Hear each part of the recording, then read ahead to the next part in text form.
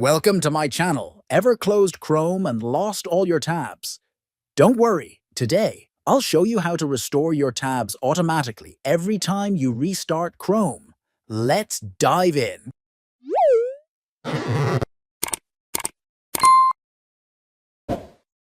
First, open Chrome and click on the three-dot menu in the top right corner. From the drop-down, select Settings. Once in the Settings menu, scroll down and look for the section labeled On Startup. Here you'll see three options. Choose Continue where you left off. This tells Chrome to automatically reopen all your tabs the next time you launch it. And that's it. With this simple trick, you'll never lose your tabs again. If you found this helpful, give this video a thumbs up and don't forget to subscribe for more tech tips.